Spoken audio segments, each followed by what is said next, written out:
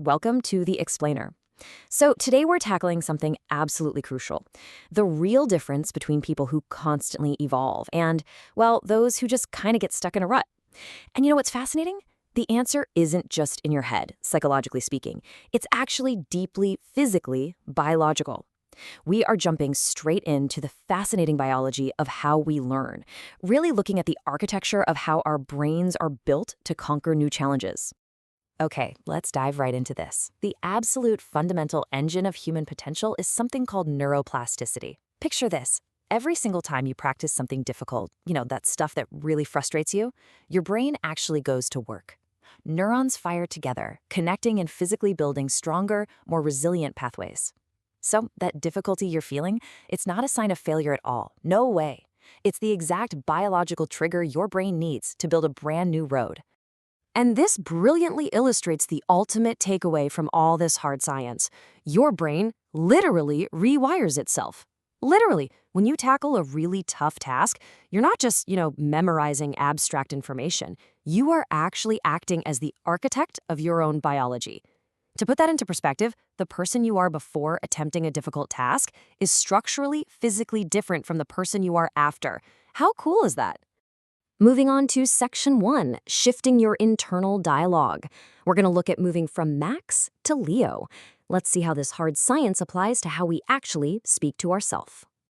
To see how we actually trigger this biological rewiring, let's look at two totally different approaches. First, we have Max, who operates with a fixed mindset. He hits a wall and his internal dialogue just slams the door shut. He says, "I can't do this." Boom. The neurons literally stop firing. But then we have Leo.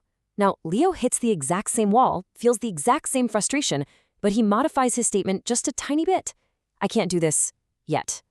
That simple, tiny word completely transforms a dead end into a timeline. It tells the brain that, hey, construction is still underway. So, making the shift from Max's fixed mindset into Leo's growth mindset comes down to two super concrete steps. Step 1, just intentionally add the word yet to your vocabulary whenever you feel stuck. Simple enough, right? But step 2, actually scratch that. Step 2 is kind of the hard part. In our results-obsessed world where, everyone just wants the gold star right away, you have to start praising your effort, not just your results. When you validate your own willingness to struggle, you're directly rewarding that neuroplastic process we talked about. You're basically cheering for the construction rather than just sitting around waiting for the finished building. Let's move to Section 2 and see how this builds, the long-term results, looking specifically at compounding trajectories. Let's zoom out from the daily grind and look at a whole lifespan. When we zoom out as the years pass, the contrast between these two paths becomes staggeringly clear. On day 1, Max and Leo face the exact same task. And honestly, they look like they're in the exact same spots. But by year 2, Max's path is basically looping in a circle. He hits an early plateau because he completely avoids the struggle required to build those new neural pathways. Meanwhile, Leo's trajectory compounds. It just skyrockets. By year 10, all because he embraced the word yet, he continuously reaches higher and higher levels of achievement, all simply by allowing his brain the grace to adapt. What this framework really reveals is how deeply our choices compound over time. That biological rewiring we started with, those neurons firing together in the dark, they are the literal building blocks of our entire life trajectory.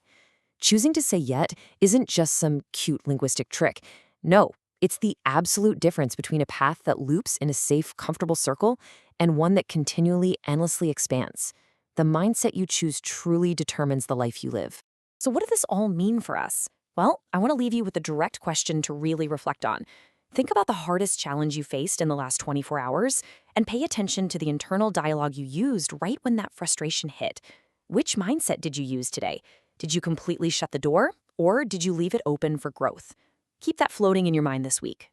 Thank you so much for joining me for this explainer, and hey, keep building those pathways.